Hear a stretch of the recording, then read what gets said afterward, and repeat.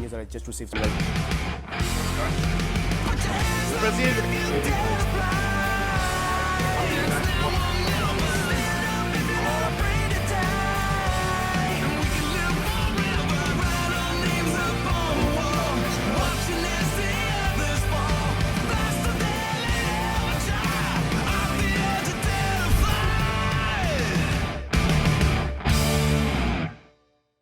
But Kerrith, great to have you. And I think every time we speak about it, and right now, before we start the show as well, we were talking about how time flies and how long it's been. And feels like yesterday, the first time we met. It's amazing. I mean, but we still haven't had any time to sit and chat like this, and let all the people that are out there watching know a little bit more about what goes on behind building a structure like this, building an ecosystem, what you're building today. But before we jump into that, I think one thing very important is for people to know a little bit about yourself, your background, your Olympic journey, your martial arts journey. Tell me a little bit about the little Kerrith that started into martial arts, and what was that like? Like, was it always judo, or were you into something else when you started? How was your journey into entering judo and getting into the side of Olympics and all that stuff? Yeah, I mean, it's been a long journey. I mean, first of all, thank you for the opportunity to have this discussion. It's probably one of my first, actually, because I normally don't do interviews, probably for all the right reasons, I suppose. But at a young age, I started judo at 12. And I was probably being bullied at school, so that was one of the reasons of getting involved in the sport. I was supposed to try and protect myself, or to have some sort of, confidence to kind of, stand up against the bullies. Do you know what I mean? Absolutely. And I never really looked back from then. In terms of, I remember thinking to myself, the first couple of weeks, enjoyed it. You know what I mean? It was physical. Gave me a little bit of confidence. Suddenly you walk around the school, he does judo. And I'm like, yeah, you know what I mean? A bit geeky, do you know what I mean? Right. And then I remember we used to have what we call the schoolboy tournament. So all the different schools, so a bit like the gangs who come, all the schools will come together and you're fighting in with some rules. Yeah. Do you know what I mean? And I remember saying if I did well, I'd go to the club and continue that journey. And I never looked back. I took a silver medal. I remember going through the tournament. I remember it very clearly. It's probably the only thing I remember really well at that age. I think around about 14. And I remember getting into the finals, and it was against a kid. His name was John Swatman. And he was, probably one of the best in the club. I didn't train at the club. I was just doing school judo. It's kind of like rough and rugged. And I remember saying, if I got in the finals, I was going to continue. And if I won it, do you know what I mean? I'm going to go all the way. I lost. I was thrown about 150 times, up and down like a rag doll. He couldn't put me away for 10. That was the only good thing I remembered. And then I thought, you know what? Do I go? Do I stick it? And I thought, remember in my mind saying, you know what? If I got this far, what could I achieve if I continued? And I never looked back since that day. And I remember representing my country for the first time, having the first flight abroad in a plane. Wow. At an early age of 16, 17. Thinking this is absolutely great. What competition was that? I think it was something like a Dutch Open or an Italian Open. I can't remember the exact. And I remember thinking, this is it. This is my life. I want to give everything that I've got to try and be the best, and a black representative as well. Do you know what I mean? In terms of diversity at that time coming through that process. And I thought, you know what, I'm going to give it a go. And before I knew it, I'm in the first Olympics in 1984, winning a bronze medal. Do you know what I mean? I mean, from that journey, a lot in between. And, the club where we came from, Wolverhampton Judo Club, was probably one of the best clubs in that period of time that potentially could have had 6, 7 athletes representing Great Britain at the Olympic Games in '84. Dan Zine, who's the CEO for IMMAF, narrowly missed out going to the Olympic Games in 1980 in Moscow. Wow. Do you know what I mean? So that just gives you some of that kind of a history in terms of where we've been. And subsequently, 2 Olympics, 88 was successful, had some issues there. And never really looked back in terms of world medalist, European medalist, junior European champion. Missed you know, the highest accolade, which is obviously to be number one in the world. And, you know, coming off the back of the first Olympics, 22, 23, thinking, what an accolade to get that far and be on that platform, you know, being, you know, number 3 in the world at that point in time. True. In 1984. You know, I kind of remember the journey going back to when I was 12, thinking, I'm being being bullied, and here I am standing on the podium in LA. Do you know what I mean? Watching the hovercraft, you know, the first jetpack come over in the stadium. It was just unbelievable. And listening to Lionel Richie on stage on the closing ceremony, unbelievable. And, you know, I just thought, what a journey. And to have that opportunity and that judo being in the school at the time, changing my pathway, has always been at the back of my mind is, you know, as I go through my journey, I've always thought of giving back to kids at the age of 12 to change their perception and their journey and their pathway, to give them just that one opportunity that might just spark them to turn around and, you know, continue a journey. And subsequently, you know, kind of went after retiring at 90, I missed the 92 games, it was number 2 at the time. And I retired at that point, and then went on to do sort of business background. And then eventually came back in 2012 by one of my colleagues at the time who encouraged me to become chairman after Denzine as well. So myself and Denzine kind of had a similar journey as well. We grew up together, went to the same school together, did the sport at the same time together, went to the same Olympics together. Just unbelievable sort of a journey. I mean, that's just a book on its own. You know what I mean? In terms of what we've come through, you know, from that age. And, you know, just having that opportunity to come back and give something back to the sport was always what I wanted to do. Had the opportunity, was elected in 2012. And, you know, I had a short term within a 4-year period, 3 years, which I then resigned in 2015 off the back of MMA, funny enough. And that journey was kind of a funny journey as well, in terms of, you know, being introduced. I've always watched MMA because obviously when we kind of finished our career, MMA was kind of growing from 92, 93, you know what I mean? There was pride. It was, True. And as a judo person thinking, can I, you know, what's this mixed martial arts? What's it about? So all these martial arts are there in it. They're all there, do you know what I mean? And, you know, all of a sudden you're hearing short guys fighting big guys open weight, and, you know, you had the Gracies who were coming through with using the gi and doing naked strangles and stuff. And I'm thinking, oh, we can do that. And don't know anything about striking. But the one thing that kind of held me back was that I knew some of my friends had tried it and got absolutely annihilated. I'm thinking, maybe not so much. And, right. And I thought, you know what, not so sure about it, in the sense that, you know, maybe it's not the right option for me to go in, because there was no weight class at that time. It was open weight. True. And I'd just moved, you know, I'd been at 71 kilos. So I'm thinking, you know, somebody who's like, at that time I used to train with a guy called Elvis Gordon, and I competed against him in a competition. I was lucky to win, but there was rules. Do you know what I mean? Yes. Going into MMA, there was hardly any rules. Yeah, I remember. Yeah, it was a crazy time. Yeah. No, definitely. But also, how was your? It must have been great, right? I mean, to go through that. Do you still practice though? Yeah, I still teach. I mean, at one stage we were going around what we call back to basics, going and teaching at some of the clubs and stuff. And I did have a journey where I was an instructor for the schools as well. So I'd gone through that journey.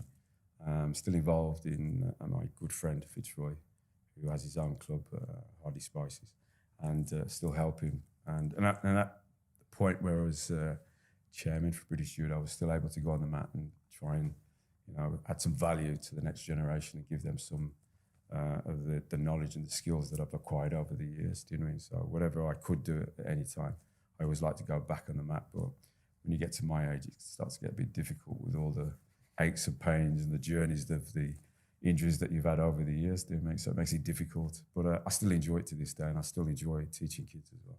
You have actually also given a seminar to Team KHK as well, once upon a time. Yeah, I remember that.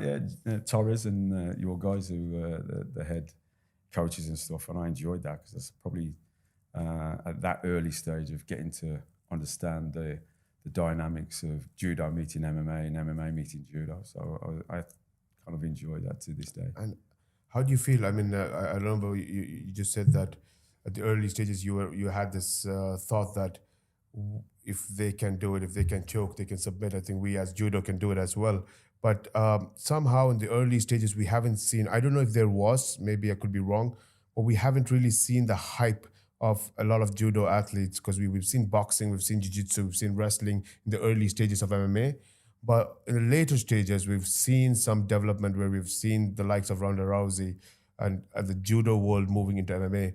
And how good was it for you to see that, yes, you know, judo can be there and it is a sport that can be actually used as one of an important discipline for mixed martial art as well?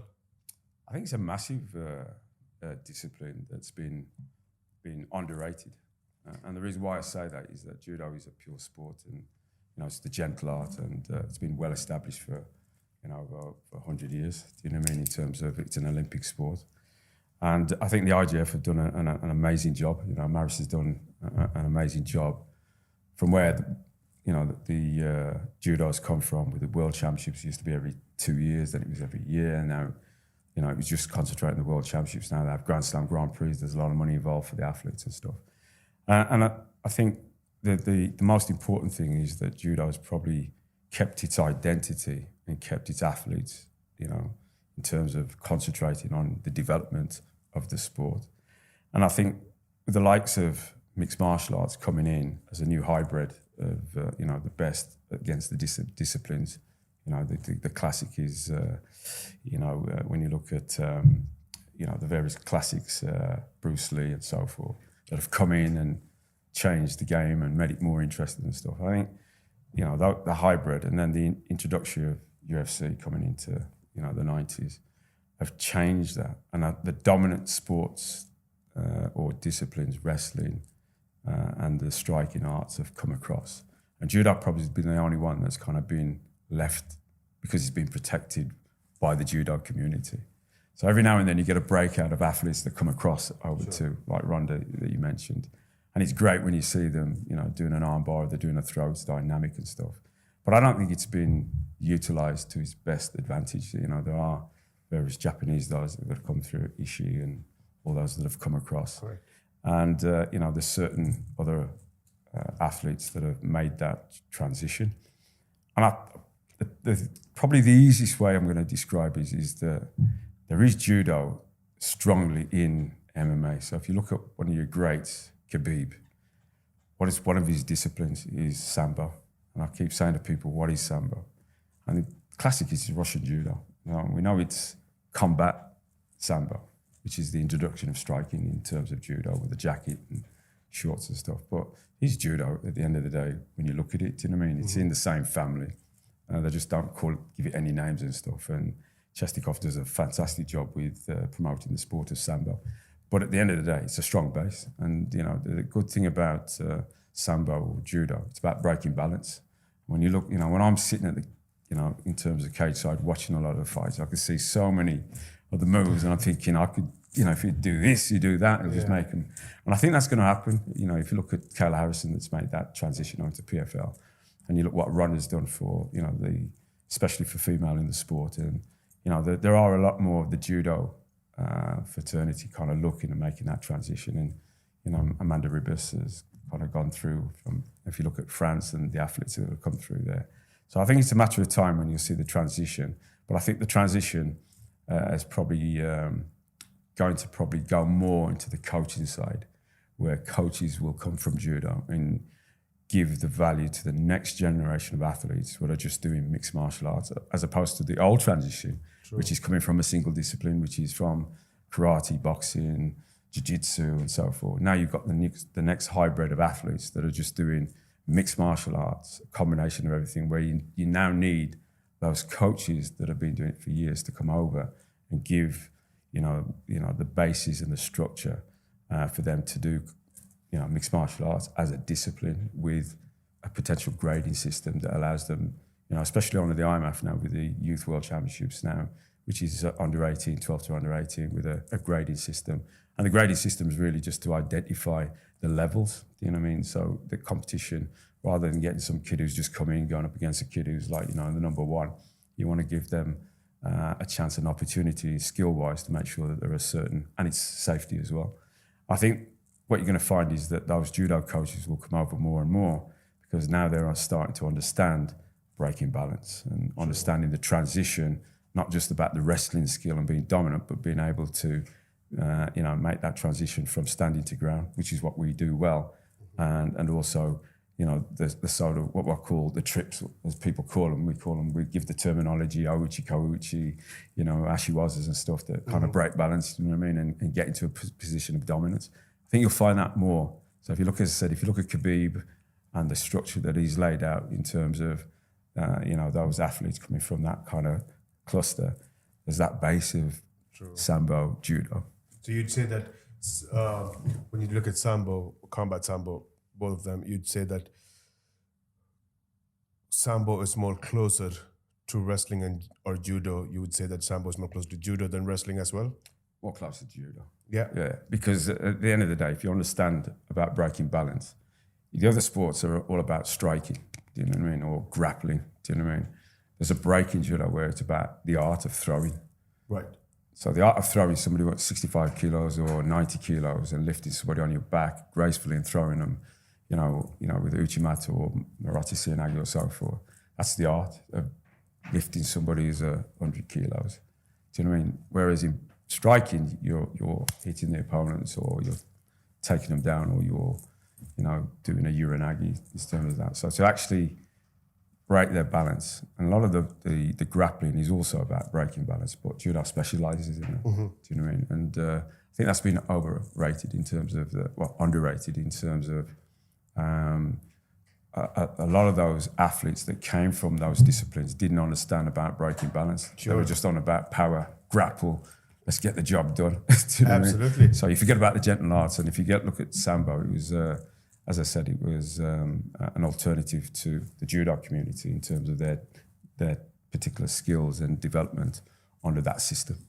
Yeah, because I hear a lot of people talking about the wrestling from the fighters that come out of Dagestan. Yeah. And most of the people don't understand why their wrestling is not similar to the wrestling we're used to. Yeah. Although we're wrestling at the highest level in MMA, some of the athletes. But then when they compete with wrestlers from Dagestan and who comes from the Sambo background, slightly different. And I don't think anyone has ever put it into that way of breaking it down and saying that, yes, maybe you're looking at the wrong places to find why is it different. You know, we know that it's those little tweaks that something makes them a little bit different. And I think that's a great point, that it could be something. I think you must have actually opened the lock to the solution to understand combat Sambo a little better.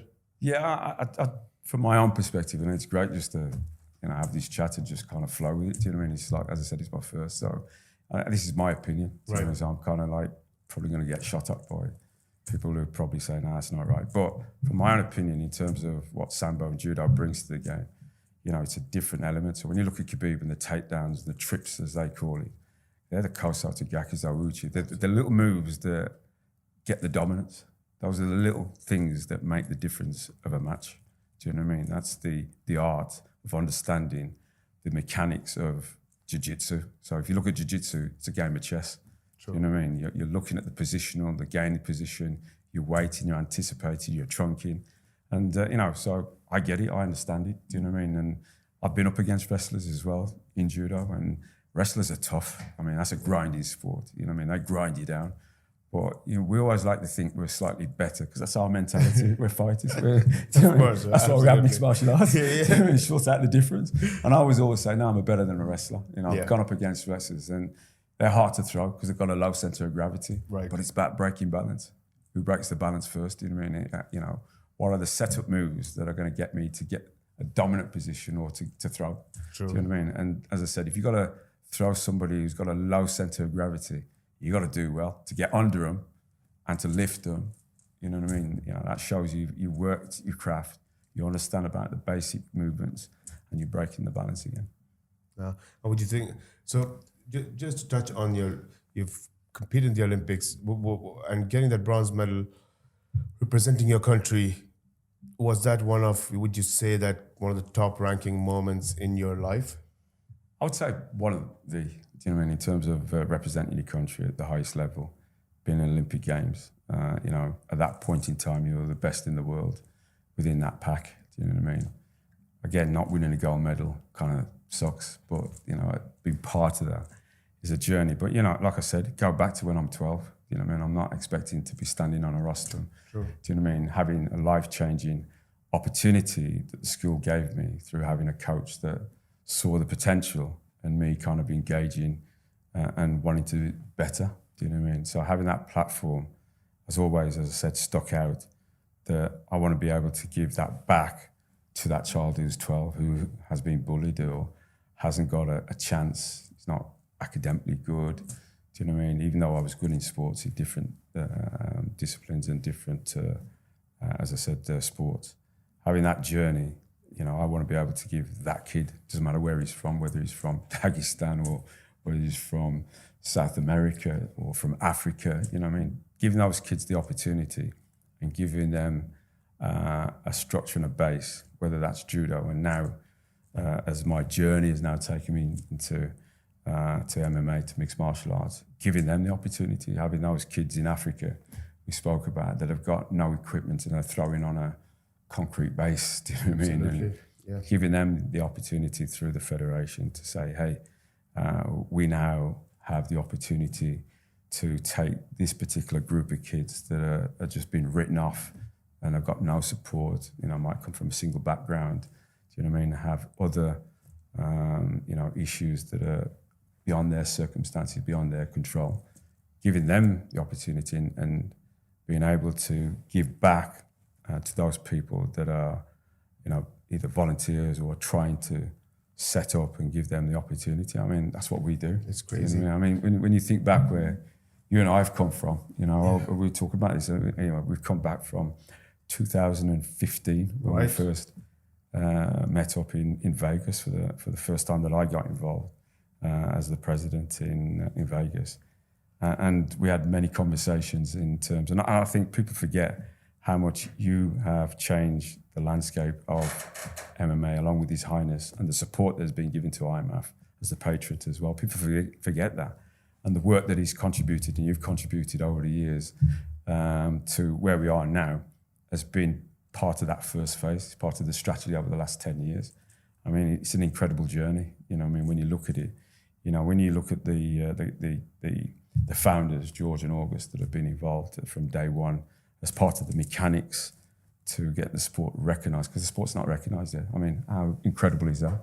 So one of the biggest sports in the world has not even been recognised.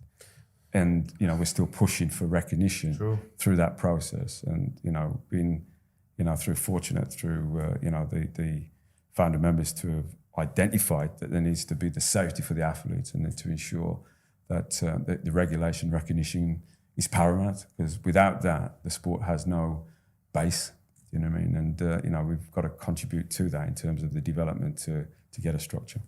Absolutely. And I think that when you mentioned about those little pleasures, and I was talking about it yesterday when I was having a discussion with our TV talents, with Kerrith, Carlos, and Phil, and I was saying that, you know, when I watch Brave events now, we had our last event, Brave 72, and I was watching the fights, and I was saying that sometimes you end up wearing two hats, and you get two different pleasures from that. The one side is when you have a guy like Kubanza from DRC actually going and performing the way he performed. The promoter's hat comes up and says, wow, I've got a superstar in my hand, you know? That's a guy I could build up, I can promote, and I can do something out of it. But on the other hand, there's a different pleasure as well, where you're looking and saying that this kid has fought since the age of 14. And he's been fighting full-grown adults since the age of 14 in their traditional kind of martial arts, where they have no rules, no regulations, everything goes, no gloves, no shin pads, none of that, and had 150 fights, you know, and nobody knows. There's no pathway for his growth, and it's just a love, passion, and tradition that he's part of. And then you have that whole structure where he goes through the IMMAF ranks, and then here he is fighting in a pro level, and the whole world is talking about him. And I was telling Kerrith that, that little pleasure that I got when, not that to know that his story, we already know his story, but to see the video clip of everybody in his home city, in his home village, sitting in front of the television, gathered together in a restaurant, and everybody there sitting and cheering for him, believing in him, which they already did, and he believes in himself. But to get that platform where they feel like we all knew how good he was, but now he's getting to show it to the rest of the world, where we come from, what our culture is, what our tradition is, and who we are. And it's incredible how he was part of that system, which we were just talking about, how His Highness Sheikh Khalid, yourself and IMMAF and us, when we're building something together, jointly when we look at it and say that this is the transition from the amateur levels through IMMAF, and then the promotions like Brave, UFC, and PFLs, we're all there to transition, make that next transition. And it's amazing. And that's why for us, I think when we met in 2015, it was very straightforward. I think His Highness Sheikh Khalid, his goal was, to us, his vision and his strategy was very straightforward. It was clear for us that this is not about creating a brand and trying to simply monetize this brand. Definitely that is a part of building something big in sports regardless. But most importantly, the ultimate priority should be the development of the sport around the world globally, create a global ecosystem. And one thing we were very certain about is whatever we do in terms of changing the model of the MMA business that we are always vocal about, from an event business to a sports business, or whether it is going around the world and globalizing and bringing the MMA community together to fight for one vision, all of this is second and third phases. The most important phase was the one we were missing since the day one of the birth of mixed martial art, which is the governance, regulation, the development amateur program, the grassroots development program. I think, like you always say, that we started upside down, and that's why for us, we could make all these different phases happen. But without that regulation and that governance, I don't see that any of this going a long way. And that's why I think when we met in 2015 and we had this chat, His Highness and yourself, it clicked because the vision was straight. There was no question about it. We know it because we've been in the sports industry for a very long time, whether it's at the National Sports Authority level, whether it's the Olympic Committee level, and dealing with 37 different federations. We understand the requirement and we see that missing. But yourself as well, I mean, you once you retired from your competition, you were back as a chairman of British Judo. So you know the in and outs, you understand the governance, you understand and all, but you were part of a structure that was well-established judo structure, like you said, 100 years of sports existing. How difficult was it for you to be in a well-established surrounding environment, and then you get the opportunity and the responsibility to look after a sport that's only 30 years old now, a very young sport at that time as well, and to see and say, wow, that's literally from the scratch. Yeah. And a lot of people don't know that it would have been easier to start something from the scratch if that sport didn't exist. But when you have the sport existing, already having we all look at it from a pro level, and you know that even if I'm starting from the scratch, it's going to be even more difficult because I'm not going to be noticed. Everybody's so busy looking at the Braves and the UFCs and the XYZs, and we are trying to tell them, hold on, don't go through that door before that. Come here. You need to pass through this, and it is important. And then and the fighters are looking, athletes are looking, managers are looking, and the gyms are looking. They're like, if I can skip you, I still have the opportunity to go there. I'm going to get paid for it, And there's a pro side already established. Why should I come through that door? But you have to educate. So So I can't imagine how when you entered, what was that feeling to see that judo structure that you were a part of as a chairman of British Judo and to start something from the scratch? Why did you even take that responsibility in the first place? I mean, there's a lot there that you've gone through, and I mean, it's like I said, it's a great question in terms of multiple questions in there. So I'm going to try and dissect it as best as I can. So let's go back to that African kid. Let's think about it. 14. I've been 150 fights, unbeaten. Comes through a structure as IMMAF in terms of where we are now, and now potentially could be a superstar. So think back to what I said. At the age of 12, having that opportunity, having people that genuinely believe in a structure and giving the opportunity to give those kids the opportunity to come through and change their lives, change their families' lives, change the community, and change the country. Do you know what I mean? When you think about it, you know, they're watching in a village or from the country in terms of what he represents, and you think, you know, the journey that kid's, you know, come from 14 till now, and the next journey that he has over the next 5 years is going to be unbelievable. I mean, he's one to watch. And then, you know, when you look at it coming through the IMMAF structure, everybody that's been involved in it is part of it. Do you know what I mean? Who can be proud, whether it's a small cog, whether it's a big cog, you know what I mean? What I mean by that, you know, the parts that you play, some play a bigger role, some parts of a smaller role, but we're all part of that family that allows that journey to really happen for those kids to come through. And that's male or female, it doesn't matter. But let's go back to what you've kind of finally said, you know, to come to a sport that had no structure. So, you know, it's unheard of. You know, we're talking about the 20th century here. A sport, absolutely.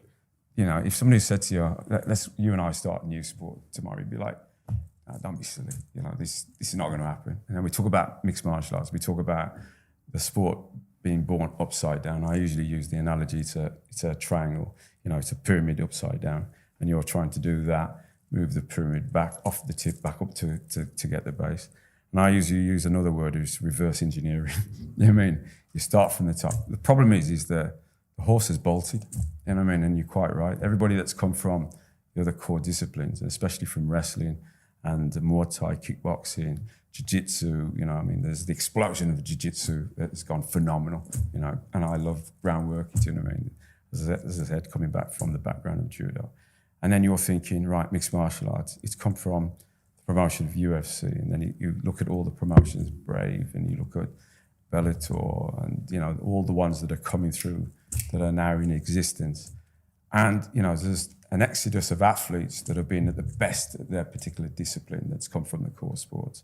And they're just feeding, you know, the PR machines and the promotions, and they're just being gobbled up by the promoters who want to sell, you know, contents and sell the athletes. And, you know, you get some great athletes that have come through the journey, phenomenal athletes that are representative of, you know, done the Bruce Lee scenario, climbing up all the ladders and all the rest of it. Yeah. Do you know, that's what I think about when I watch Bruce Lee. And you think, okay, let's have a look at it. There's no base here.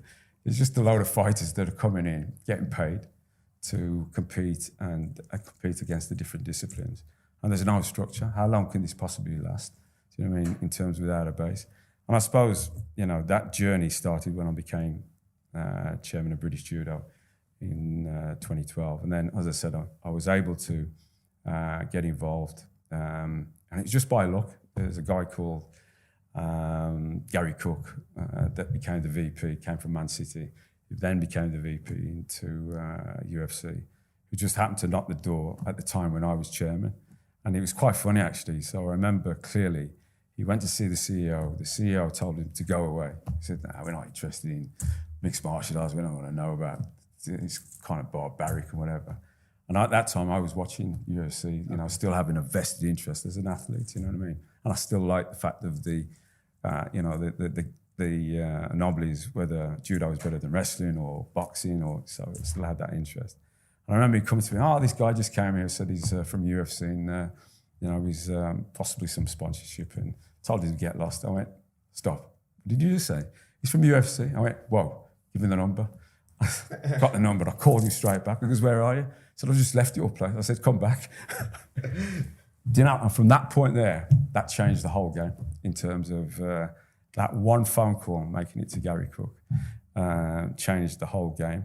And it's quite funny, actually, because it even gets even deeper.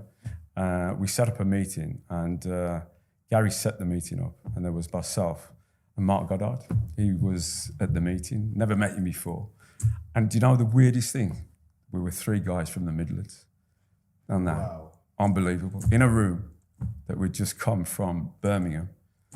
Gary and Mark were from Birmingham. I was from Wolverhampton, which is like 30 minutes away. And the even more funny thing is that where Gary lived in Birmingham, it was like 2 streets behind where Mark lived. You couldn't have made that up if you tried. And I remember we just sitting there, I was talking about it, and I was trying to get a deal for British Judo. I had never been sponsored for something like 20 years. And I managed to get a deal with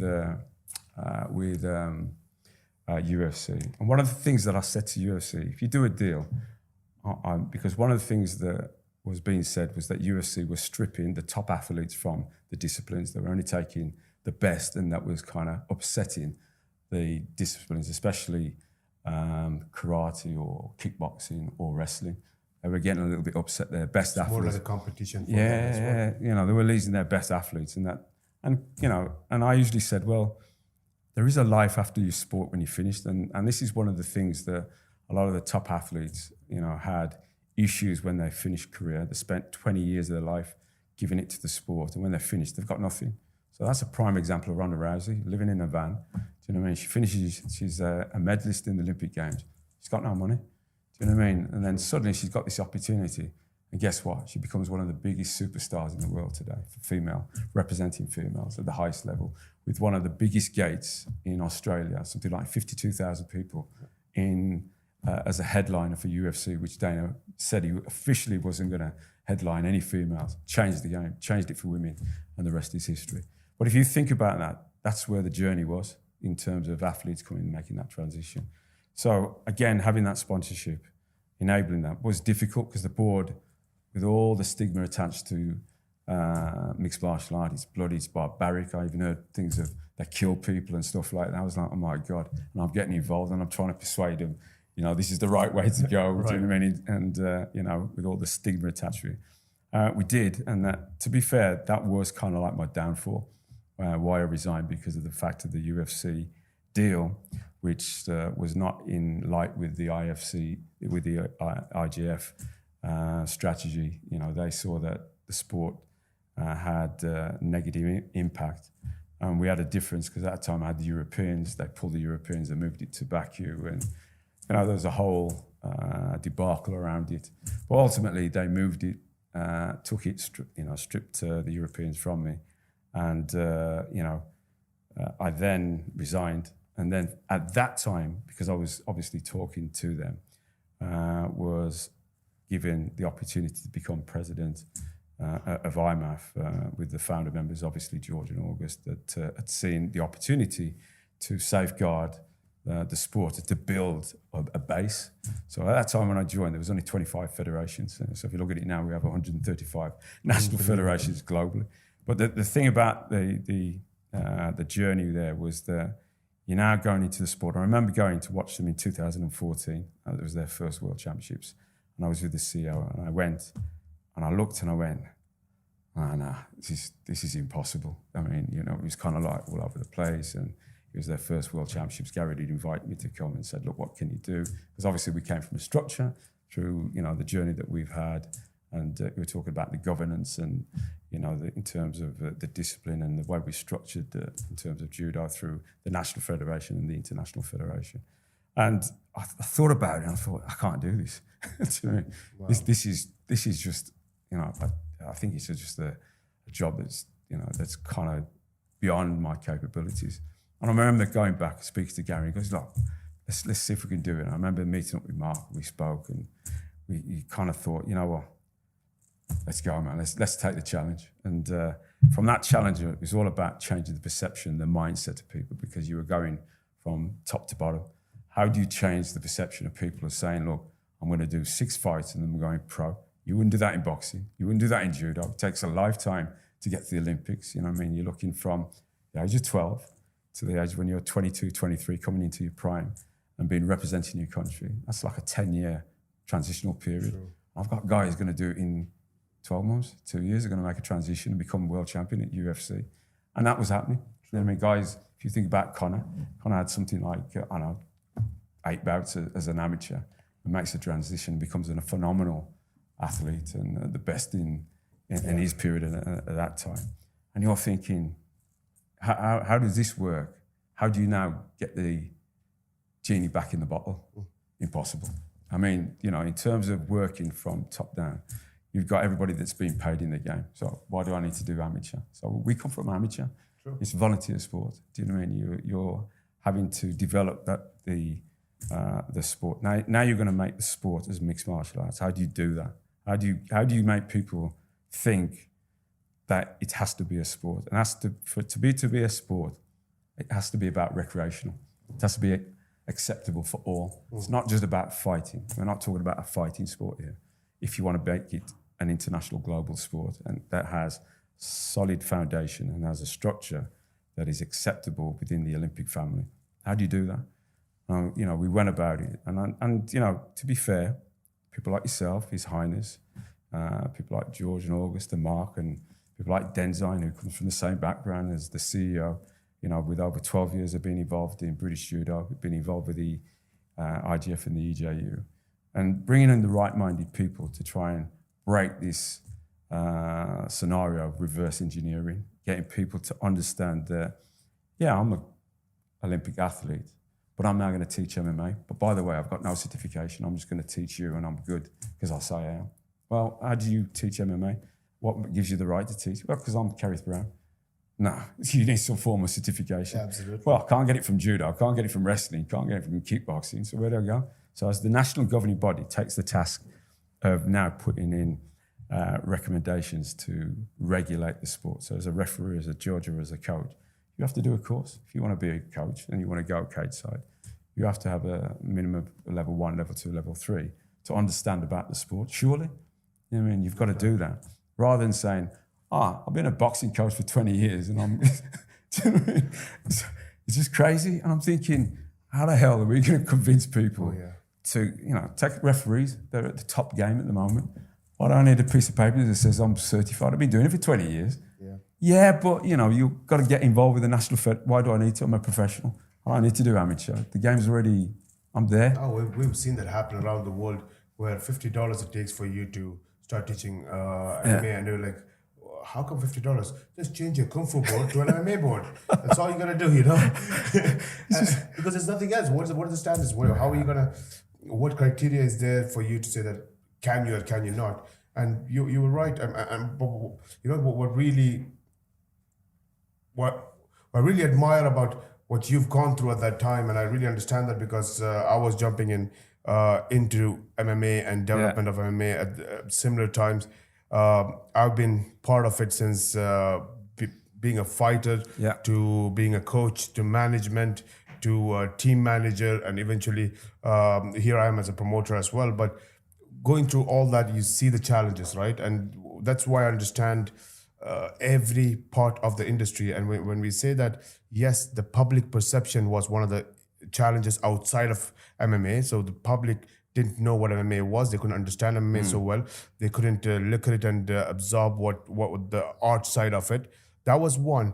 But you also had the challenges as when you started IMMAF. It's also a challenge that you have to change the mentality and educate the sport itself that you are actually looking into. And that's when you look at that, you're also talking about athletes, you're talking about promoters, and they're all part of this industry that we've built. And you need to try to get them on board, make them understand. But also, I always say that as combat sports, we're all cousins, right? Karate, Kung Fu's, and Taekwondo's, and Jiu-Jitsu's, and Judo's. We're all under one umbrella of combat sport. But then you start having family problems because you're also looked at in early stages when you were starting IMMAF, was also looked at as a threat of because of the professional world starting up. Correct. And you have to carry some of that blame as an amateur federation, although you're creating a governing body. But since you carry the word MMA, you are part of that threat at some way. 100%. So you're looking at no cousins with you, no public with you, and not your own brothers with you within the family as well. So for me, I was like, people don't understand when you started IMMAF and when you got that responsibility, you were alone. IMMAF is literally in that position where you had to build all of it. Yeah, I mean, when you talk, we talk as a family, and I keep talking about the founders. They come from Sweden, and they had the vision to see that because UFC were going to Sweden, that there had to be some form of regulation. So to actually have that vision to regulate the sport and to get like-minded people, that journey started from 2012, and they're part of that fabric, if you want to say. So us coming together with a like-minded board. And the board has changed Sure. over a period of time. And you've got some great guys like Wizam and Bertrand. Bertrand has done some phenomenal job in the fight against in France. I mean, that's a story on its own. Definitely. Do you know what I mean? Yeah. But, you know, when you talk about the regulation and you talk about the journey, making people understand, you know, the journey in changing the perception and the culture, you know, in terms of getting people to understand that you've got to regulate the sport and you've got to get it recognized. Now, you talked about having no cousins, no brothers, no sisters, you're on your own. As a pack, we're on our own because now we're up against judo, karate, wrestling, boxing, because they see that as a threat because of the old system that we're taking athletes from their top athletes away from them and kind of not allowing them to have the glory because they're now representing mixed martial arts. And there's also another issue. We talk about mixed martial arts.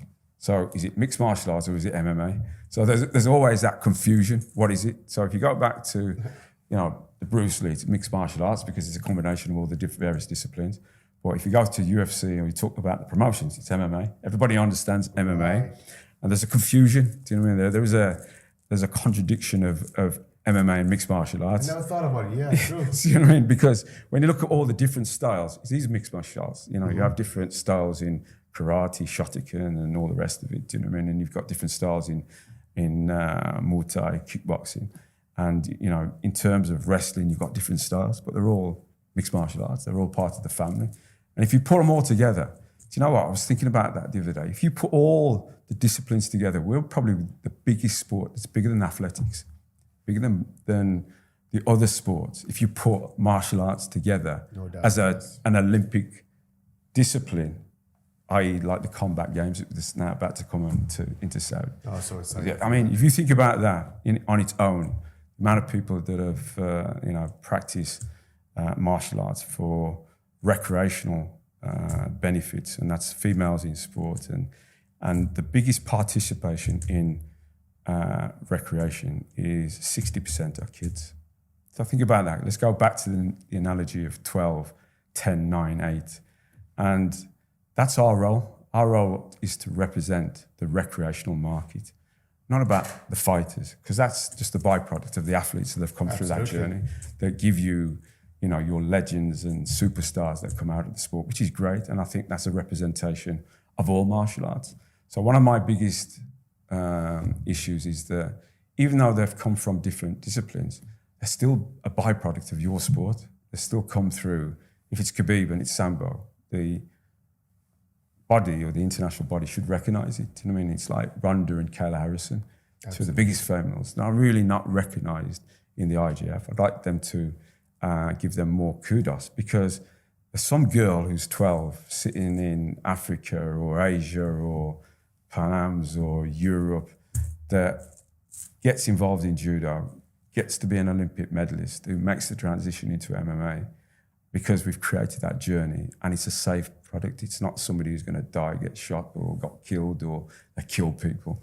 There's a journey. The sport is now a sport. What IMMAF did collectively through the representation of the people that have been part of the cogs and part of the link is given a structure in terms of that reverse engineering. And what we've done is now given certification throughout the industry, we don't call them fighters, we call them athletes, competitors. We don't say cage, we say safety area. So, you know, there's the politics around that. We don't have headshots in our world championships for under 18 because they're in a cage and it's not safe. The cage, it's a safety area. The word safety tells you everything. Do you know what I mean? It's not like our other counterparts where I've been involved in judo and we step off the mat and there's no area, there's no boundary as such. You know, we're managed by the referee and stuff. Whereas in the safety area, it's a free fall. It's you against that competitor, and there is no break, there is no stepping off, there is no rolling out. In jiu-jitsu, you've seen matches, you know, as soon as you've got a lock on, a leg lock, or you've got a triangle on or something, you're rolling to break the play. Do you know what I mean? So that stops the argument in terms, once you're in that safety area, there is no argument of stepping off. It's you against your opponent, and the referee will make sure that the unified rules or the IMMAF rule sets, which is a variation of the unified rules. So there are no elbows, there are no knees to the head. And obviously we want the athletes to have a longer career as an amateur. What we don't want is the old system of 6 fights and you go pro. We want them to have as many fights, whether that's 150, whether that's 50 matches in amateur. You've got Gitinov, who just recently got, how many matches? 35? 35 and 2? Do you know what I mean? You've got Makiev, who's just gone into UFC, he's come through you guys as well. Do you know what I mean? Is that something like 30 fights and whatever as an amateur?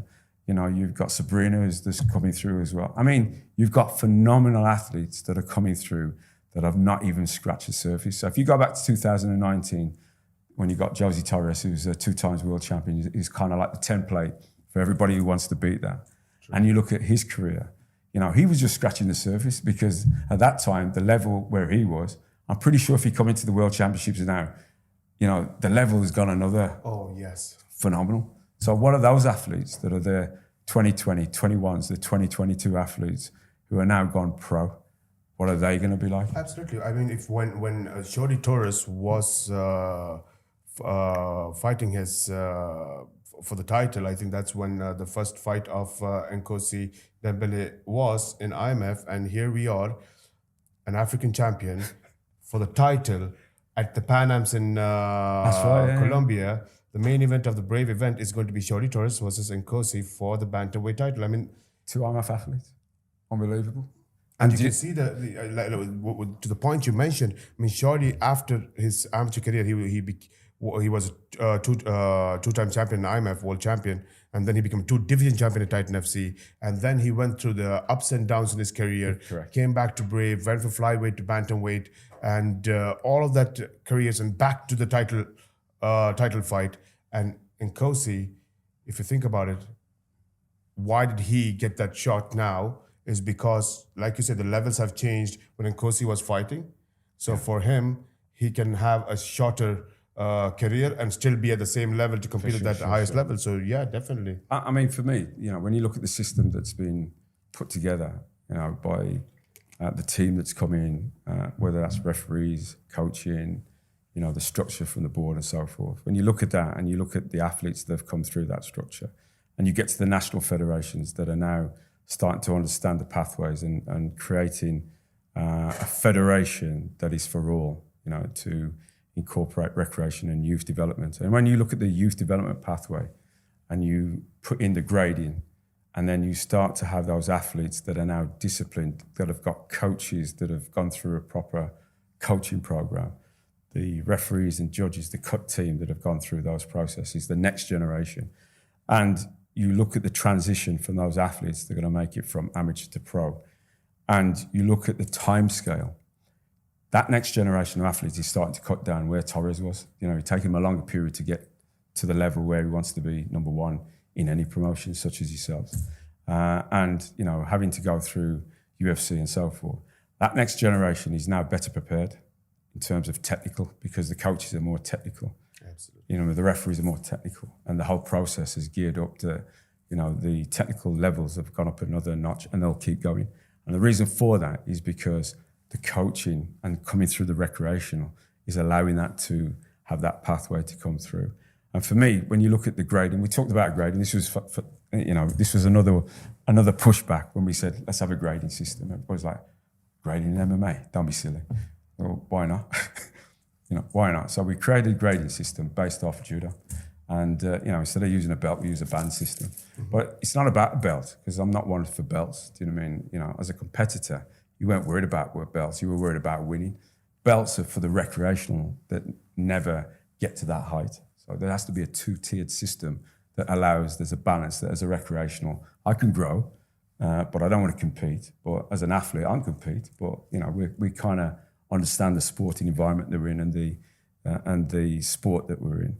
And you get, the grading system, which is primarily about the skill development. That's what we're talking about here. Sure. So when you talk about a kid that's as young as 12, as young as 10, that's doing all of the tricks and everything that the pros are doing at the age of 10, you step back and you go, wow, hold it. This is now a game changer. Now think about it. We're only in existence for 10 years. Okay, you've done 9 years in terms of development of the sport. Judo is 100 years, wrestling is 100 years, boxing is 100 years, karate is 100 years. MMA, in terms of its hybrid of coming across, is 10 years. Let's think back, fast forward 50 years. Where is that sport going to be? I mean, I won't be here, do you know what I mean, in terms of that. But think about it, another 10 years from now, that generation from now, 2023, who now does that 10-year, you know, by the time you've gone to 2033, so we just missed the Olympics 2032. By the time, so let's work it out now. Our generation of athletes that we're now changing and have changed the landscape forever. And let's imagine we get into the Olympic Games. We were pushing forward for 2028. I mean, that was an unbelievable drive because we're still trying to get recognised as a sport. And I think part of that, probably we're probably too aggressive, and that's probably what frightened judo, karate, and everybody else. That we're, you know, you're looking at them trying to get on as a demonstration sport. We were pushing hard. I mean, that was one of the remits that we had from our sponsors to get in there, get recognised, and get in as a demonstration sport in 2028 in Los Angeles. I think that was detrimental to us because we were aggressive. We were going in there going, right, we want to get recognised. We've got to get wider. 6 years it took us to get wider. Great to you. And I mean, IMMAF and yourselves and what your team has done. I mean, to be aggressive, to go at that pace, absolutely. If anybody was in your position, we would have done the same thing because a lot of people don't understand that, maybe you should have been a little bit slower or a little bit more patient and dealt with it differently. But we just started by talking about when you started IMMAF and when IMMAF was there with the team and your team was, or as IMMAF, I was meaning that IMMAF was alone because every other people that's around MMA, including the promotions and the gyms and the managers and the athletes even, were not in line with the same vision. And so we discussed a lot of topics, and you spoke about the development of what MMA has been doing for the past 10 years. And just for the listeners, because a lot of people, when they listen to all this information at one time, I don't think it's easy to absorb all this information because we've been doing it day in, day out. Correct. It's just so much more easy to understand. But we mentioned about public perspective, public perception about what MMA was one of the challenges. We had other promotions, which we call as the cousins, martial arts, that was considering IMMAF or MMA as a threat, and that passed on to the organization as well. But then you have the inside family, which is the gym, the promotions, and the athletes and the managers, let's say, who wanted to immediately go into the pro side and make their little money that they could make.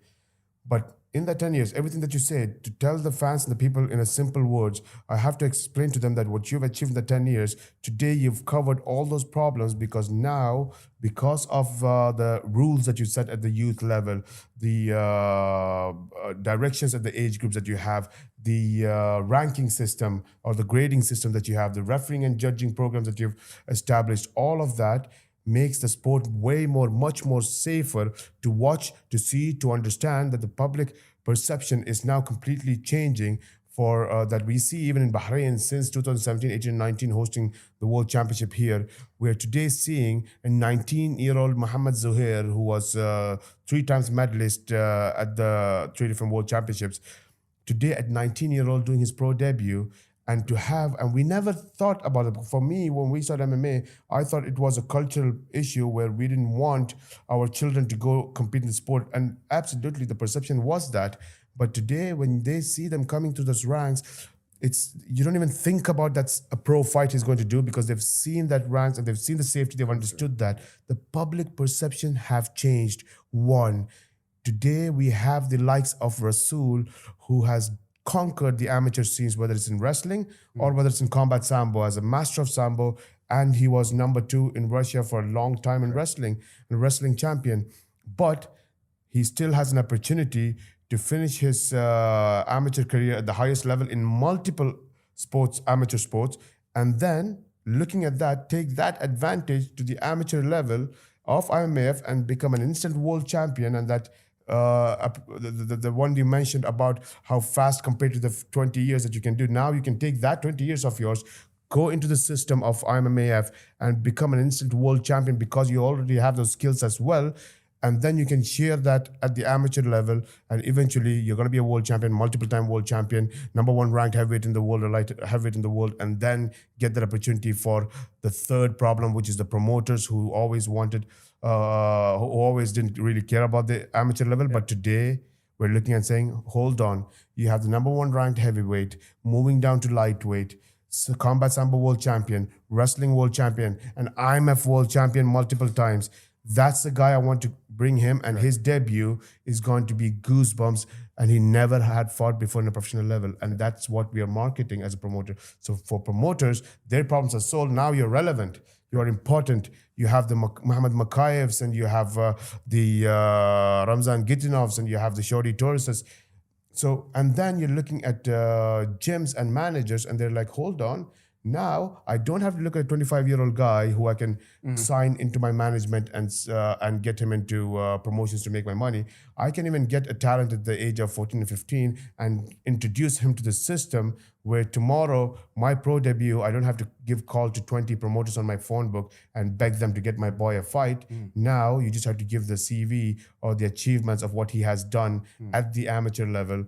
And it's so much more easier for managers today. So now when the managers reach out and send me stuff, I'm like, listen, hold on. I have a whole history. Here of athletes from every part of the world. Correct. And you're telling me that there's a guy who fought in a local promotion at 2-0. You think I care? You know, this is more relevant for me 1,000 times more than that. So, and then you're looking at gyms, and they're looking and saying that now all our athletes have an opportunity. Everybody has an opportunity. We have national selections. You could be in the national team, compete at the continental level, compete at the international level, and everything has now changed. And most importantly, I also think personally, what you have done in building relationship with the other martial arts organizations and international federations have also been an education process. And I see the support and the relationship that you have now IMMAF has with other organizations. It's unbelievable. So I think from all that technical terms that you mentioned, in simple words, when you go one by one, you have completely in 10 years changed that perception and that challenge that you started with when you started IMMAF. Sure. But then comes the real challenge, right? The ultimate internal priority is getting recognized.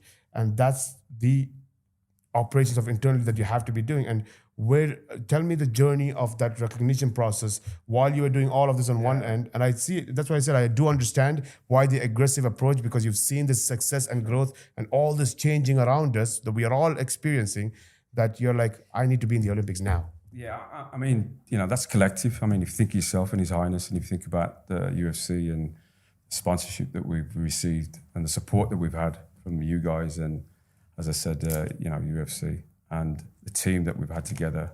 And, you know, the one thing we knew, we were up against it. You're talking about a modern sport that's born on social media. The biggest threat to any sport is social media. Absolutely. And you think, you know, everything that you do is on social media. If you say it's number one or you're number two or number three, it's out there in 2 seconds. Do you know what I mean? So whatever, you know, that was the one thing that I kind of identified, is that this sport is on social media. So when you couple that and you think, right, the task is we've got to get this sport recognized. So back in the old day, things were done behind, you know, it was slow. Pick up a phone, or I've got to meet you for lunch or whatever. Yes. Nowadays, you're on Zoom or you're on LinkedIn or whatever. I mean, the speed of how information moves is critical to the sport. And MMA grew in that space. So everything was just on there, open. And then you've got to think, okay, well, you're up against the old guards. Do you know what I mean? And they could see you coming because they can read you coming. Do you know what I mean? So you're up against it. So the task was, well, okay, right. You know, there's this opportunity that's always been there that if you're a demonstration sport, you get to be invited to the Olympic Games. How do you get there? I mean, that is just one conundrum on its own. That's a book on its own in terms of the aggressiveness. And I say aggressiveness because we're focusing on 2020. There's an opportunity. Let's get recognition. Now, when we started, this is the bit that they don't tell you, is that the dark arts of the politics in sport, in terms of the corridors of where the powers lie. It's not on a board table. It's not speaking to you openly over lunch. It's what happens when I'm passing you in the corridor and saying, did you do this? Have you done that? We'll support you. We won't support you. And that's the bit that we didn't get. Do you know what I mean? Is the support in the corridors. And what was said in front of your face was not going to be relevant, because by the time you went through the door, it was screwed up and thrown in the bin. I mean, we had 6 years of battling against WADA, and, you know, I'm not going to use the word corrupt. I'm going to use the word manipulated within the system. And that means is that within certain of the sports, and the powers to be can make you go up or down or disappear, as you do. We're a new sport, and you said earlier on that, you know, we're a threat, do you know what I mean, against our own family. We're in mixed martial arts. True. We're part of the discipline. But we go back centuries, pancreation, you go back to modern, you know, to the original Olympic Games, and, you know, the fighting sports that were there with no rule sets and whatever. So it's a kind of a throwback. We've got a linear, we've got a line in that says we can come to the table. We're part of a discipline. Why not? Absolutely. You know what I mean? We're part of the movie genres, the Bruce Lees and the Sylvester Stallones and whatever. We're part of it. Do you know what I mean? So why would you want to block us? But we know, because now the sport has captured the professional side. And this is one of the things when I was growing up, was that when you finished your career, where do I go next? I get thrown out. I look, I'm standing on a cliff, and I go, where do I go next? And then I take a step, and I go, boom. Where's everybody? Wow. No Yes, fans, absolutely. no nothing, no support, no coaches. Your friends are still in the system, and you're on your own. And guess what? You got no money. Where do you go next? You're not prepared.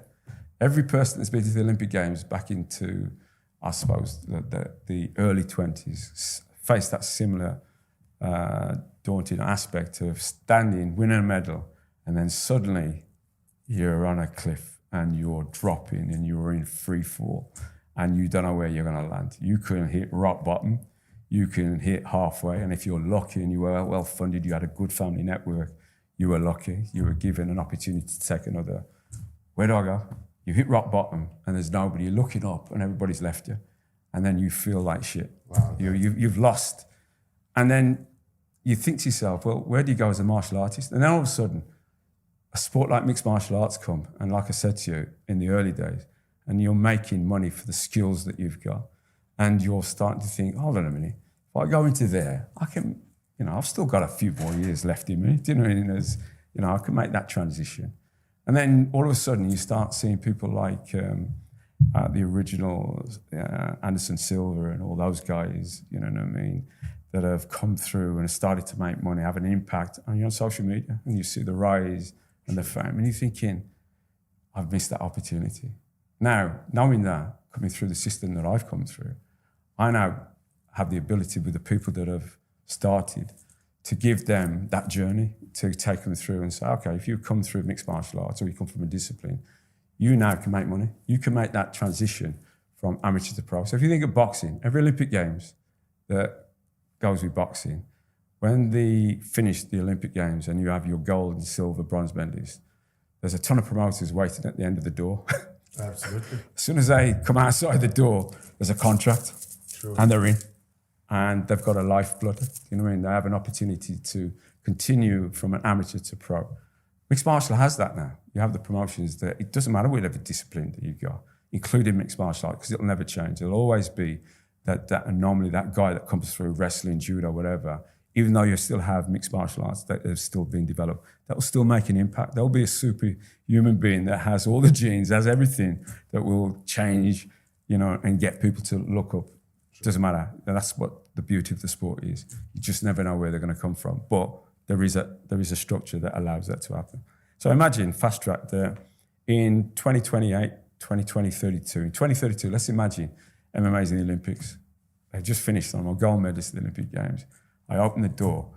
I don't go to the local show or whatever. I go to the top promoters in the top 5 of any promotions. You'll be at the door going, I'll have you. Top 5. You can go in straight away, not 20, 30, 40. You're going in top 5 straight after the Olympic Games. I mean, what a journey to have that as a kid, knowing that you now got that journey that you can go from amateur to pro if you make it to the Olympic Games and you are the top 3 or you're number 1, that you now have 3, 4, 5, 6, 10 promoters that are going to be, chomping to get you to sign that contract to come into their promotions. That's a dream come true. And I mean, that, when we go back to that recognition process, that was part of our aggression, was that we wanted to be in 2028. That was our mindset as the board, as the founder members going in and saying, we want to be in the Olympic Games. So what we did, and, support from yourselves as well, we were aggressive. We were going through the corridors. We were trying to make those political moves. We were having those arguments. We were challenging people that were against us from the other core sports. We were trying to say, look, we're the good guys, you're the bad guys, you were against us. And really, we kind of got it wrong in a way, because really, you can't beat the system. You've got to go with the flow, because it's been there for years. We're only 10 years. What gives us the right to jump over kickboxing or Muay Thai, whatever? What gives us the right? But being a fighter, you always think the mentality is that you push and you make that argument. And in the end, really, I think, we were short because, by the time we got through the journey of taking WADA 6 years to get WADA accredited, I mean, that was a fate in itself. But what it meant was you had to be aggressive with building the national federations. You had to go to countries to give them support. So in terms of my remit, going to every country, trying to get involved with the sports minister, with the National Olympic Committee, to get them to understand and to educate them, because it was a barbaric sport. So imagine going 5 years or 6 years coming through that journey. Oh, what's this mixed martial art? Oh, you're barbaric. Oh, they kill people. No, older than me. What? But you're in a cage? No, it's a safety area. What do you mean it's a safety area? I seen all the blood the other night, you know what I mean? There was like blood flying in, UFC or Brave or Bellator, you know what I mean? There's like bloody, it's all pouring out. Yeah, but we're amateur. Yeah, but, it's... No, but let me educate you a little bit, Aldi. So, boxing, it has professional boxing and we have amateur boxing. We're exactly the same. I don't understand that. Well, we change the rule sets, we make it modified. We make sure that athletes, and we have a structure, do you know what I mean? It's safe. There's no knees, there's no elbows. So they get cut. We make sure that it's not pouring out. We stop. It's like, so, we've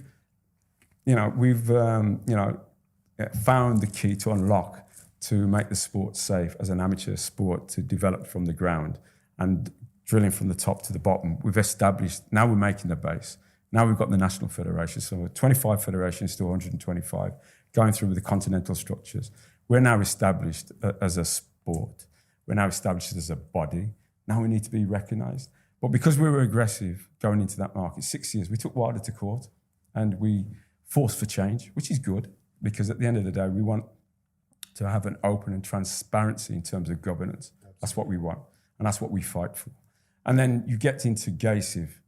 I mean, we were 7 years in GASIV pushing for our recognition, told, oh, you need to get WADA. I mean, to go through the same process, because it's the same people we're up against, saying, well, you're going to have to do this, you're going to have to do that. And, in 2019, we were at the point where we had to join with another organisation, which was WAMA at the time. So we had to work that out, the mechanics. There were fallouts with 2 federations in the same country. So there's a lot behind the scenes that a lot of people didn't realise. And then when you're on the road, you're doing WADA, then you're doing Sports Accord, then you're doing GASIV, then you're working with the National Federation, then you're trying to make sure that there is a pathway in competition. And all of that, you're trying to move as quickly as you can, because really the goal was 2028, to get on the table, to try and be part of the demonstration. And then when you realise that you're being blocked politically, they're not telling you. They're not saying, well, if you do this, you could get there. And then you realise you get there and they go, yeah, but you're going to have to go this a little bit further. And then you go, okay, we'll do that. And then you keep going and you keep hitting a brick wall. And in the end, we got to a point where we did get WADA. We thought, right, we've cracked that code. Now we're going to get onto GASIV, and now we're going to push hard. We've got the competition structure. We've got the continental structures. We did 8 events. And I remember we did the Super Cup. What of an event that was, the Super Cup, a team event, unbelievable. Part of that, going out globally, and the rest of the core sports watching and thinking, whoa, hold on a minute. This is now getting serious. There is a sport that's got a structure. They're not a wild, wild west anymore. They've got kids fighting in a safety area with no punches under 18, which for a combat sport is not normal. Do you know what I mean? To have no headshots as part of development. And we're saying, well, that's part of the pathway. It's part of the safety. and they're educated. The coaches and the referees are certified, and the fact that everybody from the volunteer, from right down to giving out the kit, changing from having no top to putting on rash guards. Absolutely. And changing the branding. Oh, whoa, hold on a minute. This is getting serious. Yeah. Now we've got a problem. They're structured. How do we hold them back a little bit more? We have to change all the terms. We've always said that when you look at it, one of the first thing that your eye sees when you see an MMA fight is half-naked men fighting in a cage. So now you're having fully uniformed athletes fighting in a safety area. Correct. And that's what you have done. Correct. And when you think about that and you think, right, okay, we've established that. Now we've got it, because a lot of the times you were up against the old guards that didn't really understand the terminology and that automatically thought UFC was the sport. I mean, the amount of times I had those conversations, even with the IGF, that they're a production company and put on the sport of mixed martial arts, Absolutely. Which is MMA. That's it. But if you go back to the early days, it was just barbaric. If you go back to the fact that the sport nearly was pushed out and shut down, that they had to have a rule sets that brought in the unified rules because there were no rules. True. I mean, it's a journey, 30 years in the game and changing that, the likes of Brave and yourself have come through that journey and understanding it's about safety of the athletes and ensuring that, you get the best athletes to, make that journey from amateur to pro. When you think about that you now have a governing body that can regulate, and I usually say our job is not to regulate the professional promoters, but we can assist. Do you know what I mean? That's the way I like to see it, is that we can help to ensure that there is safety for the athletes, whether that's through the anti-doping program, whether it's through the matchmaking. There's so much more that needs to be done. But ultimately, as the international federation, our job was to get the recognition of the sport. So in a modern, if you talk about it, it's in a modern society in terms of where we are in 2023 and a sport of mixed martial arts, and you've got one of the global stars as Conor McGregor that has reached unbelievable numbers in social media and the rest. And then you look at Khabib, and you remember the match between Conor and Khabib, which is culture clash in terms of where we are and the representation that goes out to 1 billion people or so forth. And the sport's not recognised. You've got to get your head around that one. You've got to think, well, you're looking at 2021. The general knowledge question about sports in some of the books today is, in 2021, who was the highest paid athlete in the world? And the highest paid athlete is an MMA fighter. Conor McGregor is the highest paid athlete. And you're looking at that and you're like, oh, wow, it's an MMA. So the highest paid athlete is an MMA fighter. Then you're looking at equality in sports, when you're looking at female athletes, where they could reach, the potential of female athletes being able to reach the heights of what men are able to do. And then you have the ESPY Athlete of the Year was won by a female in Ronda Rousey. I mean, unbelievable. I mean, when you think of that, and that's why I said, in fact, that His Highness's vision, your vision, in terms of seeing what we've done and collectively through that support and enabling us to push. And we're still pushing for that recognition. I mean, the work's not done. There's still a lot more work to be done behind the scenes. And that's what people don't see is behind the scenes, is the work politically that you might have. His Highness is on the Olympic Committee through Bahrain and so forth, and has those conversations with those. Remember what I said about the power in the corridor? Having those conversations, enabling us to have that break in order to get us recognised as a sport that has got good structure. And at the end of the day, we're like no other international federations. We have to, evolve over the years. We're only 10 years, and as I said to you, what's the next 10 years going to be? What's the next 20 years going to be? And that's the most, interesting point for me, is what that future looks like in 10, 15, 20 years, where the sport will transcend and how the sport will then change again. Because I believe it will keep changing. In our sport, techniques evolved and different athletes come through that journey. And I think that's the bit, could MMA be in the Olympics in 2032 or 2036? I think eventually it will be. But I think right now, the work and the role that we have to do collectively, and that's everybody involved in the sport, whether you're a volunteer, whether you're a referee, whether you're behind the scenes in terms of giving out kits, or whether you're the part of the cut team. they all play an important role in building the next generation. It's about empowering the youth. It's giving them a benchmark. It's giving them the confidence that says, you know what, I come from 12 years old. I've been given an opportunity. You're giving kids that opportunity to come through that journey. And in the end, I become a superstar. We're all part of that. We're all part of that DNA. And that speaks volume, and that's because of people looking at it differently. It is not only a man's sport; it is a sport that, like everything else, you're seeing women breaking records. You're seeing women bringing medals and representing the country as much as the men. Correct. And that's something amazing. And I think that what you have done in development for countries, it's unbelievable that we're seeing Central Asia, South Asia, coming from Asia. I'm just looking at all the parts of Asia and how they have developed, and we're seeing the same thing in Africa, like you mentioned. It's something that how fast you have grown in the past 10 years, and how much you have developed, and how much we as Brave has grown in the past 7 years. I think it's nice to see. It's amazing to see how much of that is really given back to the countries as you grow, not waiting till we've reached somewhere before we start giving the countries. The countries are growing with us. And like you said, the national impact is actually happening. So it's something to be really proud of. I mean, in terms of where you've kind of summarized in terms of the development from your perspective as Brave and from the Bahrain Federation, you've contributed a hell of a lot. You know what I mean? His Highness from 2015, you know what I mean? Giving support and doing 3 World Championships, the Super Cup. I mean, that Super Cup was unbelievable. That was just off the chart. And giving the benefit to the national federations to have prize money. Do you know what I mean? And the one year we had prize money for the World Championships as well, giving it back to the athletes. Sure. And, we'd love to do a lot more, but, we're limited in terms of our financial structure.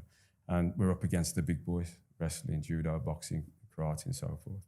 But, to have that journey and the support through our sponsors, such as UFC, Green Hill, and yourselves, His Highness, KHK, and you look at the other support mechanisms through the commissions and so forth, and you look at the whole ecosystem of what's there in IMMAF, from, like I said, giving out kit to the cut team, in terms of whole journey has been kind of squeezed into that 10 years. There's a lot to unravel. Do you know what I mean? You can't just put it out in a 2-3 hour. There's so much in there that we had to do to catch up with the big boys. You know what I mean? In terms of what we knew, what we had to do. And I go back to His Highness, coaching at the cage, the safety area, in terms of changing the language, and being an inspiration to the other coaches. You know what I mean? He, in his position, is able to contribute through that process. As a fighter yourself, you're able to have that conversation with the next generation of athletes and coaches, and you've got the vision of where you want to be part of. You know what I mean? And we're all part of that journey in terms of the development of IMMAF and where IMMAF goes in terms of the remit and ultimately to get that recognition. Yes, we dropped short, and not because of our own doing. The fact that GACIF decided to dissolve when we were just about ready to put our application in. We get WADA, and all of a sudden they tear down GACIF and say, okay, we're now going to dissolve it. But by the way, you're going to have to wait 12 months while we fix the problem in Sports Accord. And everybody's going, hold on a minute. I thought we was on that recognition process. Yeah, we were, but they've just decided to tear the house down. Do you know what I mean? And fix it with Sports Accord. Whatever that means, if that's a good thing, where the governance and the transparency within GACIF changes to Sports Accord, Sports Accord through the new president, Ivo Ferriani, which I believe, will be, good governance, the same as what happened with WADA. They changed their statute. I think that's a change that we, as a family, as a group, have changed. We've changed the perception from where it was 10 years. We've all been part of that because people have played a pivotal role in whether in a big part or a small part that's given that opportunity to give you that burger. Do you know what I mean? Absolutely. And the fact is that, we're here, we've changed the whole mindset. We're educating people along the journey. And it's a difficult educational journey because there's a pushback, because it's all about money. True. And money is always the root of all evil. Do you know what I mean? In a funny way, do you know what I mean? And yes, the athletes, we don't want the athletes to do what I say, which was stand when you finish your career, look, and then drop. Yeah. We want them to continue and have a pathway.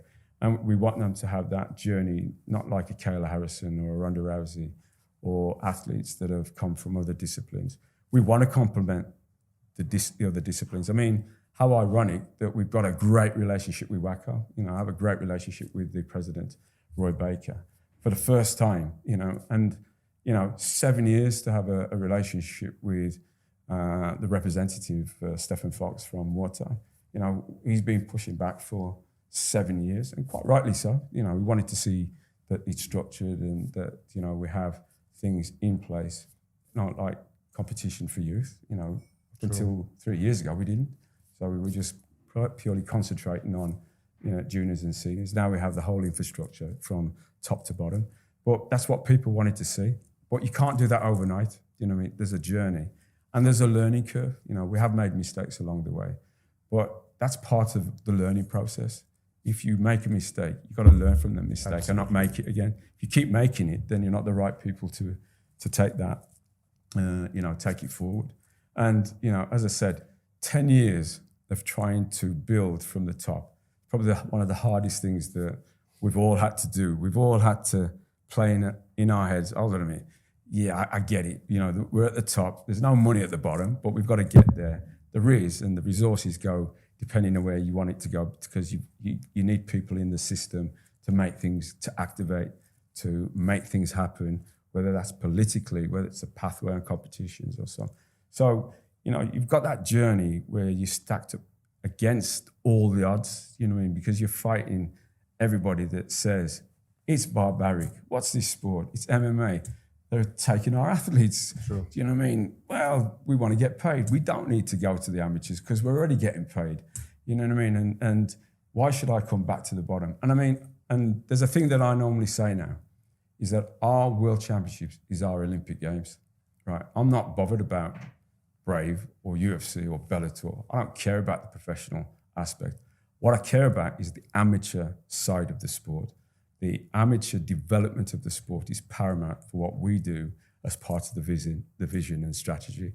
What does that mean? It means our World Championships is the ultimate goal. If you're a referee or a judge or a coach or anybody in that system, that's your ultimate goal. I'm not worried if you go on beyond that. That's great. That's fantastic. Sure. If you go beyond that and you become the greatest referee or the greatest judge, that's part of the journey.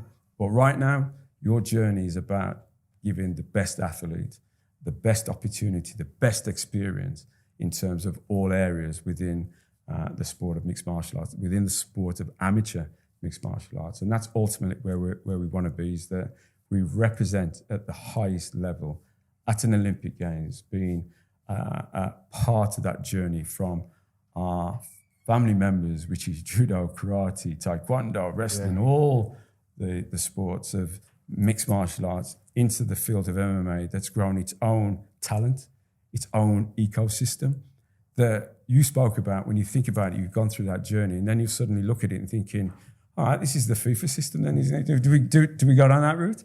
Do we start thinking?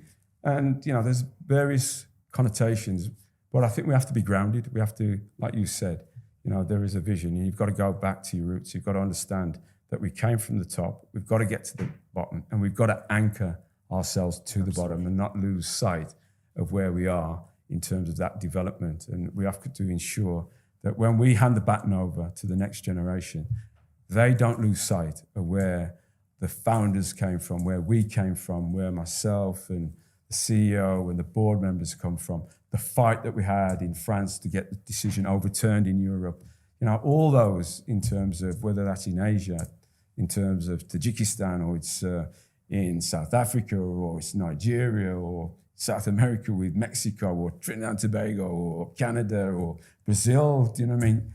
Brazil having to go back to its roots to start development for youth because they've got no more, they didn't follow the structure, and being part of that. That for me is where I go back to me being 12 years old and going, I'm going to give something back to the sport of mixed martial arts, to the combat sports. And because it's in another discipline, so what? Doesn't make any difference. What I'm giving is an opportunity to that girl or boy that will change their life forever, as Ronda Rousey changed for female in mixed martial arts, giving females the opportunity of being, the main card as the headliner for a promotion. And you going through that journey, knowing, you know what, we were all part of that. We played a small part of the stake in the ground, that pathway that enabled us to feel very proud, looking up saying, hey, that burger was tasty in the end, wasn't it? 100%. And you think to yourself, you know what, that was a great journey. No matter how much of the conversations and the arguments that you had and the fights that you had, it was worth it in the end, just to see those athletes, just as we've seen, over the last few days in the professional and the amateur, making sure that they represent and feel proud to walk into that safety area, the cage, representing their country and, their families, and knowing that they're making a change for better, for the community. Do you know what I mean? And when you speak about France, I just realized that, listen, how much we haven't spoken and how important it is to have this chat, because every time every country you mentioned, you're like, okay, that's another story of its own. That's another 3 to 4 hours of its own. Unbelievable. Kerrith, we got to do this more often, because I think it was a great chat, because, and it's something everybody needs to know. It's, when I think about it right now, and I'm looking at it, I'm like, if we have seen this from day one, because we're part of the journey, and we still sit today and talk about it and take ourselves a little bit back and look through this, and it's just fascinating. It's amazing. It's amazing how the journey was, what's accomplished, what has happened, the challenges, good and the bads. It was all part of the journey.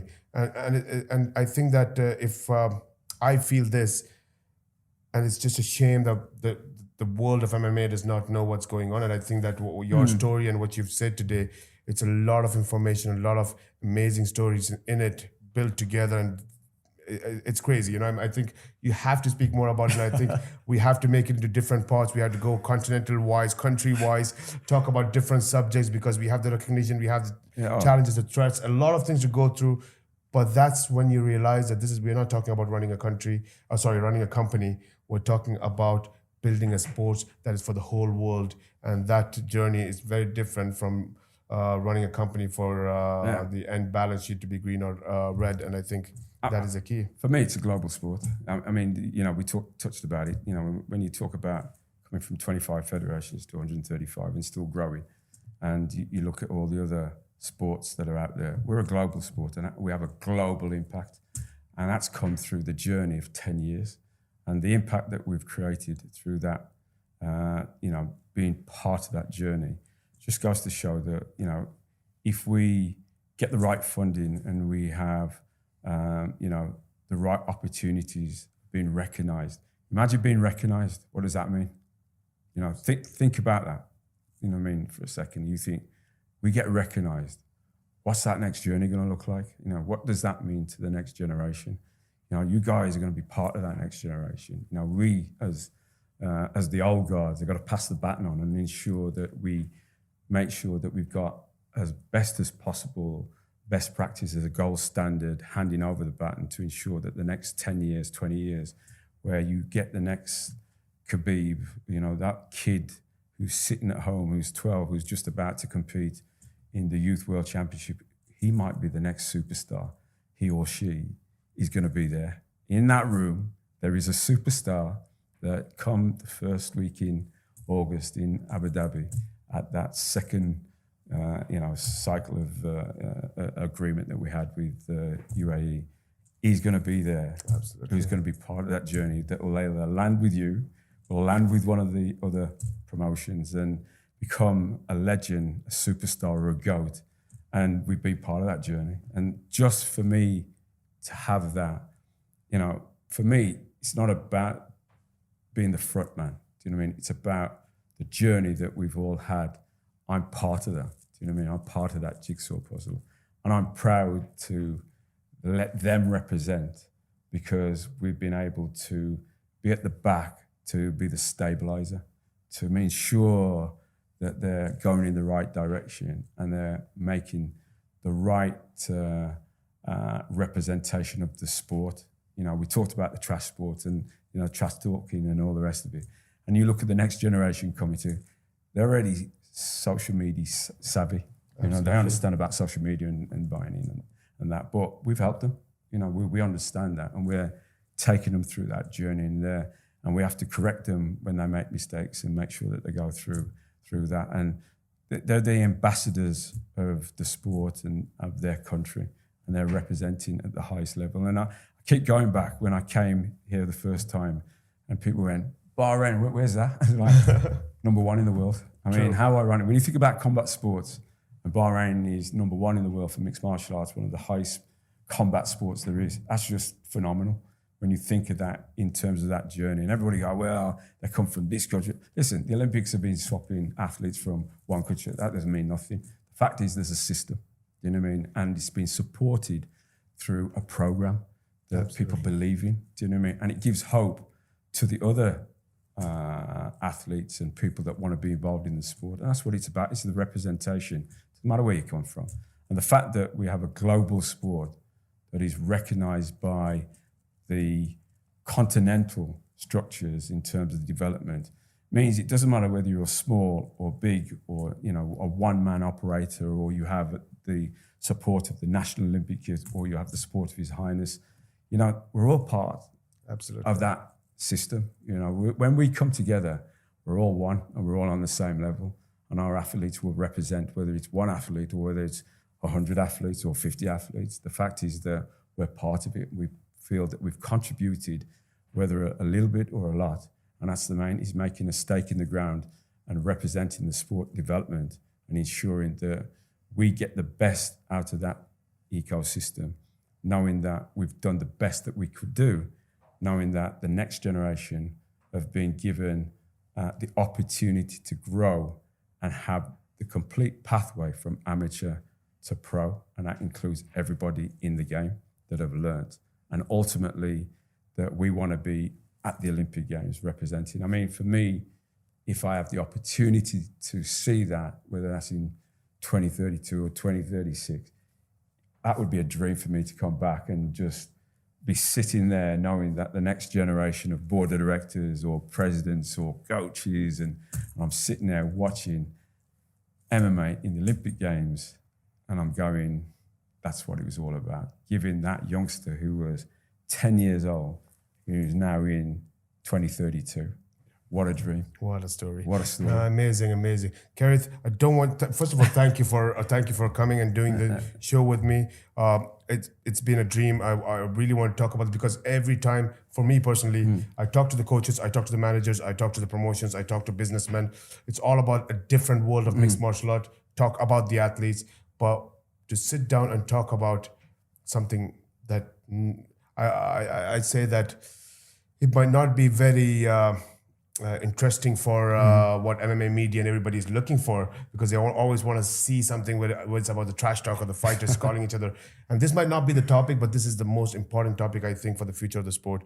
And to sit down, and whether it's on the show or not on the show, to sit down and have this chat with you, someone with the same mindset, and we both are in the industry at the pro level or the amateur level, fighting for that same vision, something bigger than just events, something bigger than just making athletes compete, something that is going to be for the legacy, for the future of the sport, and for the future generation that loves this beautiful sport of ours.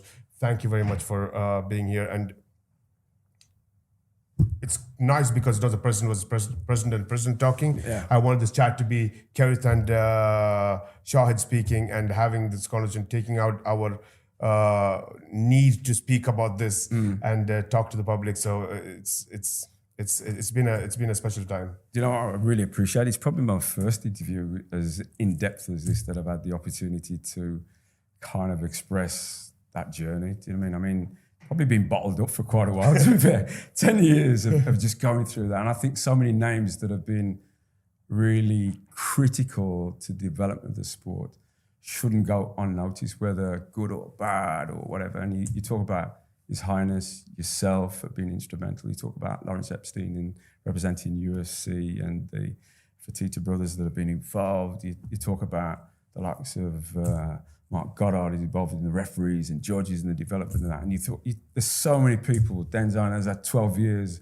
coming from judo as part of the EJU, the IGF, and there's so many names that have not been part of the overall story. Sure. The founder members and so forth. There's so much that is kind of packed in my head that I keep saying I'm going to do a book. Do you know what I mean? At some point, I'm going to, you know, and having the opportunity to come, you know, I really appreciate giving me the opportunity to kind of give a small insight of where, you know, IMMAF, MMA, mixed martial arts, the development of that global sport that is now a phenomenal, you know, sport that has an impact, and really to have the final part of that jigsaw puzzle, which is to reach out and say, guys, give us what we want.